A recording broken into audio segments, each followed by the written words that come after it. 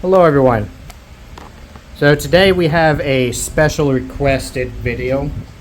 It is a subscriber who has actually been one of my very first subscribers, has been with me almost since the very beginning. I'm not even sure exactly when.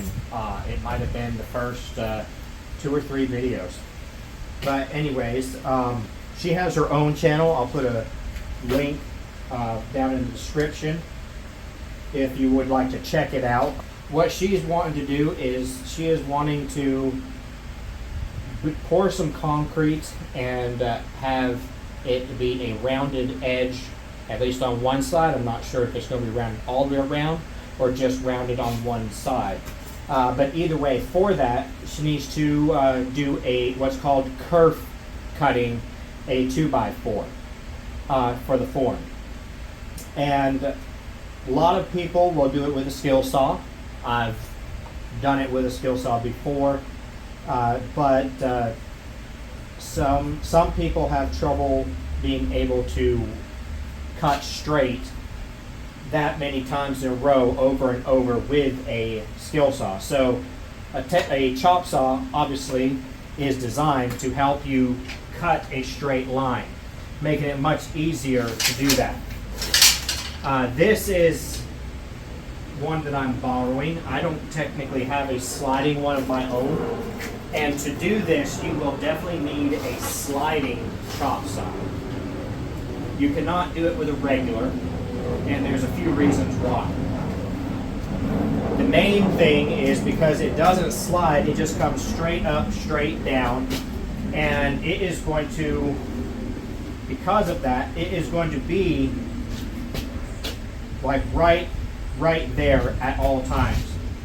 So for a kerf, you want to cut almost all the way through, but not all the way through. It's going to depend on what material you're working with as far as how far for the Kerf-Cut. And what this right here would do if it was a set saw, which I basically locked it in place as if it was one, is it is going to not allow, it's going to not cut all the way through when you do that. What it's going to do is it's going to create this curvature on it. If you cut all the way down in the middle, it's not going to be on the end. The other problem is you see you get this big gap at the back. So if you're trying to do it with a 2x4, you're not even going to get but the very edge of it all the way down, and then the rest of it's not going to get cut. So it has to have a sliding chop saw, which allows the blade to slide back here, giving you that curve cut all the way to the back. And depending on the chop saw, which it looks like this one, so yeah, this is something that I was thinking would be an issue with this as well. It looks like it is still, it will still, when you cut down almost all the way here, it's going to leave a angle back here on the end. It's not going to cut all the way through like you want it to. For that, you can buy you a 2x2. You can buy them full length, or you can buy it short. I end up using these a lot of times anyway, so I'm not really that worried about it's not going to get wasted in the end, at the end of it. But you can buy them, as far as money wise goes, you can get just a like a deck, and if you go to where the decking is, so for the deck handrails, you can buy a picket, and a picket will work. All you're using this for is to hold your 2x4 away from the back so that that blade can cut all the way through. Now, you can go to, and I will leave a link down in the description, there is a site that will tell you what your distance needs to be depending on what the radius, how you want it to bend. You can put in your information, how thick it is, your material, 1.5 inches on this. Of course, it's a 2x4. And I did it ahead of time, so I got notes here because my phone, of course, is recording, so I can't use it to go to the thing. But anyways, just say I'm wanting to do a 12-inch radius on here, so it'll bend at a 12-inch radius, and with a 90-degree curved sweep angle. What that is how how far it is going to curve outward for a archway. So the same way that they basically, like an arch door obviously doesn't stop right at the edges. It would continue to curve around past that point if allowed to. So of course that could always change right there. I put in the thickness of the saw blade. Most saw blades are going to be 3/32, which is kind of standard on there. But some are thicker, some are thinner. You can generally find it on the blade. And depending on where the blade is made, you may have to look it up. So in this one, it says 2.4 millimeters. So for the way that is, I think there's a setting on there where you can change to millimeters right there. If not, you can simply look up what that is in inches. 3/32 is what we've got here. Wood thickness, 1.5. Minimum thickness, what that is what you're wanting to leave for material. Now, this particular 2x4, I have not tried doing it with this. So I did 1/8. We might need to take out more. That is something that you can always decide. What you would do is you could simply just say for 2 foot, the overall length of the radius is actually going to be like 18 inches on the outside. So that curvature inside is smaller, but this is going to be about 18 from one end to the other. So essentially I could cut this in half and use one end to practice that angle to figure out how exactly how deep that needs to be. But for the video purposes, that's not necessarily important. The main thing is trying to let you know how to use this to get that curve cut. So it's also going to tell you how far. It says there will be 24 cuts at 13/16 of an inch in between them to the center. So you can basically use that. You're just going to take your tape measure and you can pick anywhere. I'm going to do it near this end here, I guess. We'll start at 16 inches being our first one, and then we're going to go every 13/16.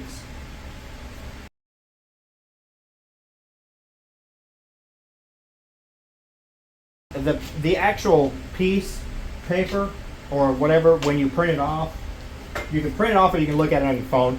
It gives you the exact measurements. I didn't write them all down. So you can set that, make you a line.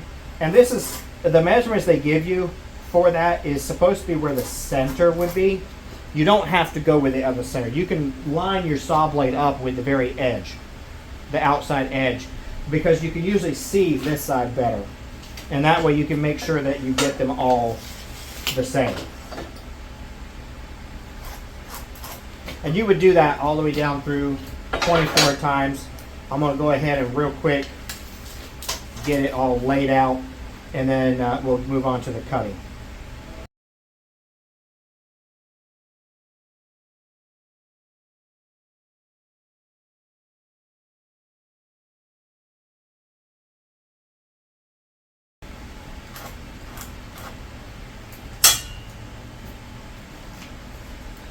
So I've got this all marked out. We're ready for that. Now we got to get the saw ready.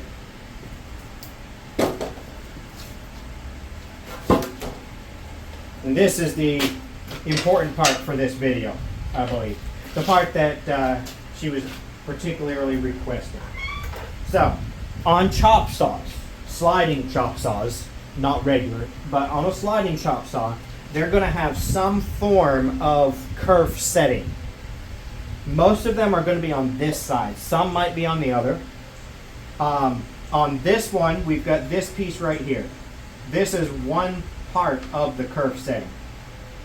You're going to flip that down. Some chop saws, this is a fixed. It's not actually needing to be pulled down. But either way, you're going to pull that down. The other part is this right here.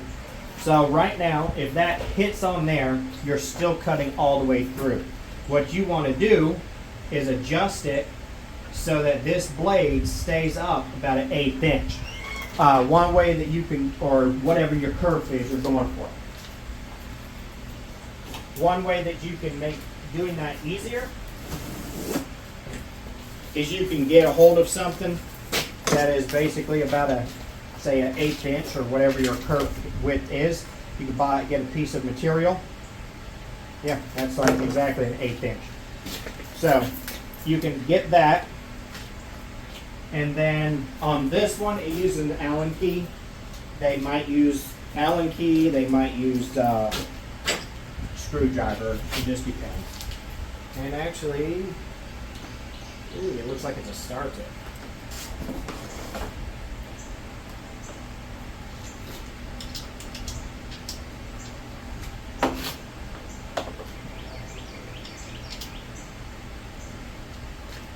If you don't have a star tip,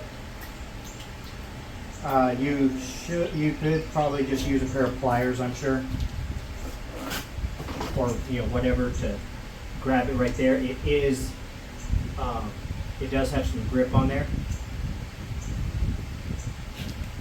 so we'll just loosen it up some. Once it's started loosening, you can probably do it with your fingers anyway.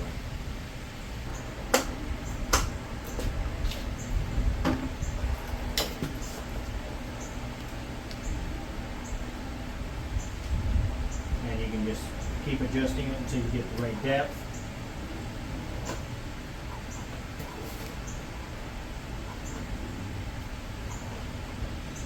I'm going to go a hair past where I think it needs to be. And then you're just going to tighten this wing nut down to help keep it, make sure it don't move. That's what's going to keep it in place. So now, that right there should be all that's needed. You want to make sure that your slider is working really smoothly, because you don't want to have it catching while you're doing the kerf cutting, or it might end up throwing your kerfs off. You can always spray it with some WD-40 or some other lubricant. So again, now it's not going to cut all the way back, which is an issue that we will have, but that's what we got this for.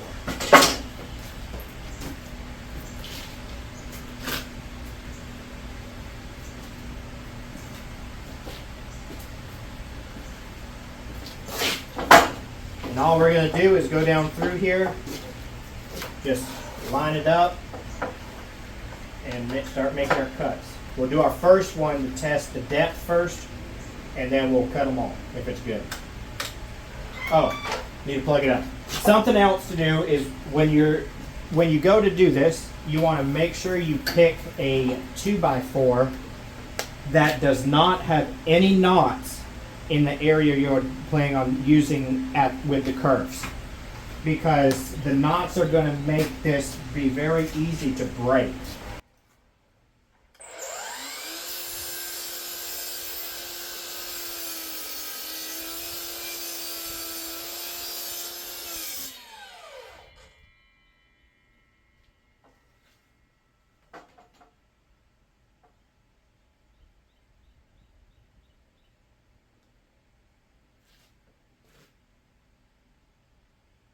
I think that will work, but it looks like, yeah, this saw is not quite at 0 degrees.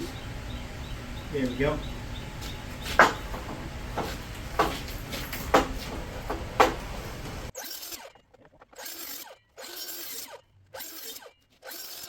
Another thing to make sure of when you're doing this is that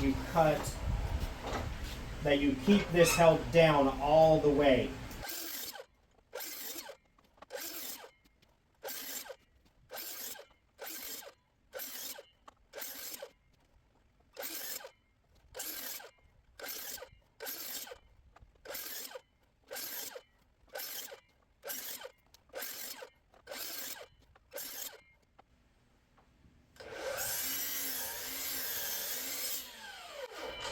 That's all of our cuts.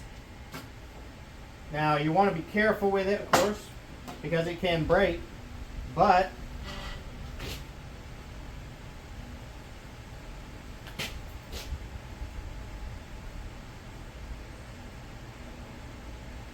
there's our radius.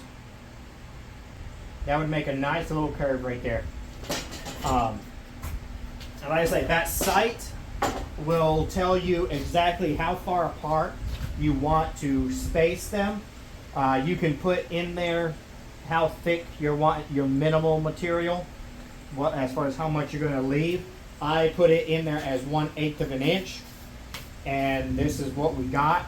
It's going to also be very depending on what material you're using.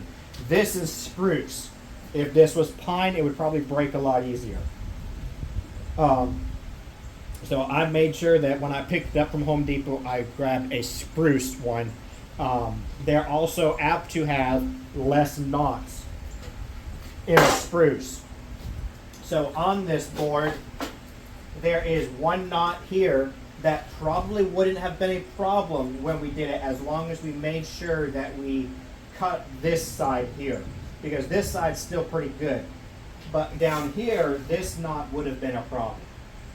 But again, in most cases, you're not bending the whole board. You're only going to bend a section of it, and then, but if you're wanting to bend the entire thing, you are probably going to have to definitely spend a lot of time at the store trying to pick out your 2x4. Because the 2x4 itself is extremely important for this cut to work. If you get a bad 2x4, it will snap every time. Like I say, spruce is much stronger than pine, and it has less knots. A knot is going to screw you up. But this right here, between this and this point here, these are the most important parts for doing this. That's what's going to allow you to set your depth at exactly what you want. And nice, beautiful bend right there. Should bend, everything should touch if it's cut correctly. And that make a really nice angle. Anyways, for this video, that's going to be it. Hope you enjoyed watching. Hope it helped you out with projects that you might be trying to do. You can rent these saws as well. Certain places will rent you a sliding chop saw, so you don't have to buy one.